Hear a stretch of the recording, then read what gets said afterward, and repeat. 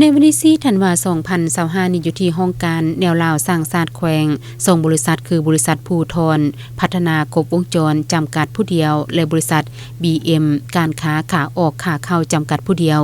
ได้มอบเงินผู้ละ10ล้านกีบเพื่อเป็นการประกอบส่วนสุขยูกองประชุมใหญ่ครั้งที่8ของคณะกรรมการแนวลาวสร้างศาสตร์แขวงบริคำไซ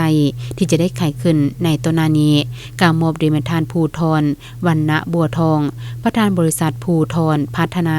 ครบวงจรจำกัดผู้เดียวและท่านคอนสวรรค์โซนคำไซประธานบริษัท BM การค้าขาออกขาเข้าจำกัดผู้เดียวฮับโดยท่านวันเลินปุ้ยไมนีประธานในเหล่าสร้างศาสตร์แขวงโดยทรงหน้าทั้งสองฝ่ายเข้าร่วมทั้งนี้ก็เพื่อเป็นการประกอบส่วนทางด้านวัตถุและทุนหอนเข้าในการประกอบส่วนสุขยุคของประชุมใหญ่ครั้งที่8ของคณะกรรมการแนวลาวสร้างศาสตร์แขวงที่จะไขขึ้นในตอนนี้ให้มีผลสำเร็จตามระดับคาดหมายที่วางไว้โอกาสนี้ท่านวันเลินปุ้ยไมนีประธานแนวลาวสร้างศาสตร์แขวงบริคำไซ